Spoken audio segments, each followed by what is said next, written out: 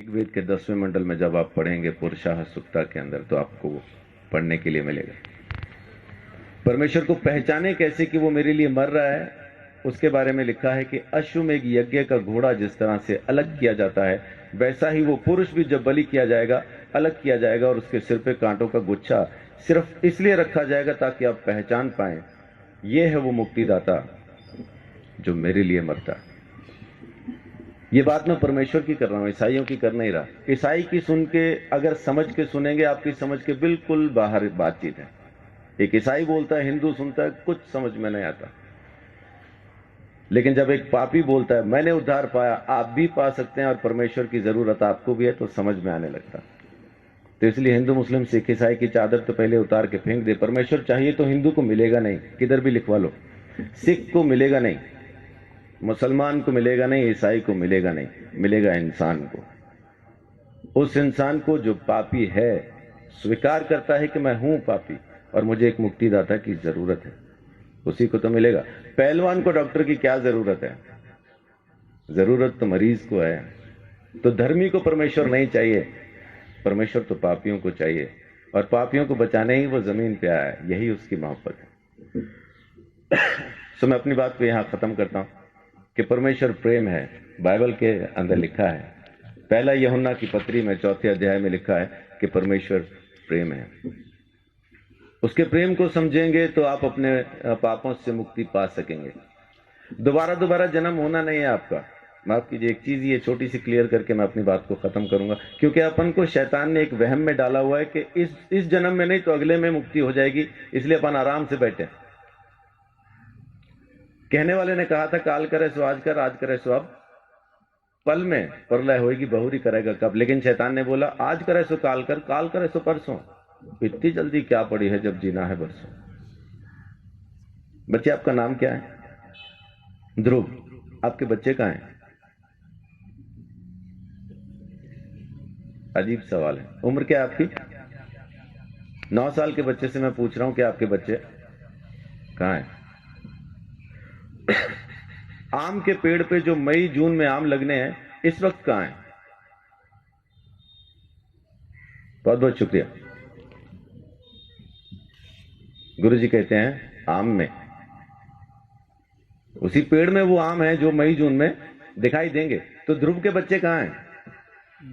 ध्रुव में। जब उसका मौसम आएगा बच्चे नजर आएंगे। तो जब ध्रुव नहीं था तब उसके बच्चे कहां थे? पापा में। और जब पापा नहीं थे तब ध्रुव के बच्चे कहां थे? दादा में। जब दादा नहीं थे तो कहां थे? तो उनके पिता में, उनके पिता में, उनके पिता में। ऐसा अपन किताब को फोल्ड करते जाएं तो उस आदम में पहुंच जाते हैं जिसको परमेश्वर ने बनाया, और उसमें बीज डाल के कहा अब तुम पैदा करो। हर जानवर को, हर प्राणी को, हर चीज को परमेश्वर ने बीज के साथ बनाया और आज्ञा दी अब तुम पैदा करो। तो जब परमेश्वर ने आदम को बनाया, हम आदम में थे। जब परमेश्वर ने आदम को यह आज्ञा दी ये फल ना खाना, तब हम आदम में थे। जब आदम ने आज्ञा तोड़ी तब हम आदम में थे। जब आदम परमेश्वर से अलग हुआ तब हम आदम में थे। इसी तरह से हम परमेश्वर से अलग हो गए। हमने किया कुछ नहीं, खाया पिया कुछ नहीं, गिलास तोड़ा 12 आना किया आदम ने, अलग हम हो गए।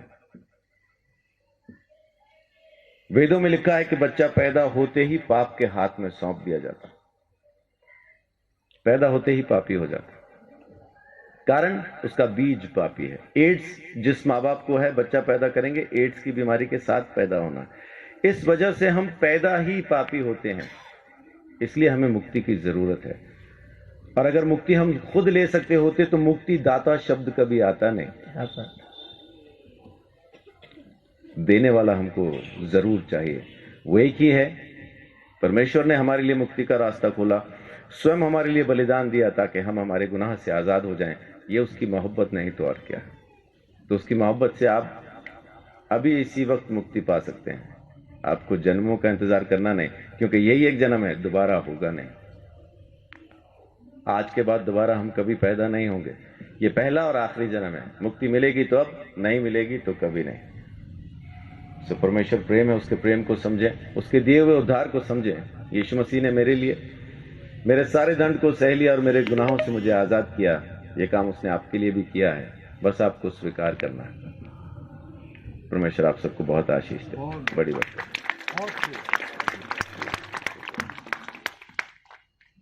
बहुत बहुत धन्यवाद पास्टर संजीव चौधरी जी का।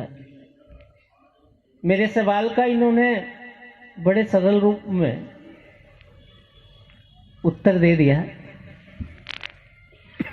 और अगर यही चीज हम सभी के समझ में आ जाए तो हमारा भटकाव खत्म हो जाए। मैं इनका बहुत बहुत धन्यवाद करता हूं कि इस गुरुदेव के रचित सर्वधर्म सम्मेलन के अंदर आपने पहुंचकर इस उत्सव की शोभा बढ़ाई है। मैं आपका बहुत शुक्रिया अदा करता हूं। अब हमारे मध्य स्वामी रामानंद सरस्वती जी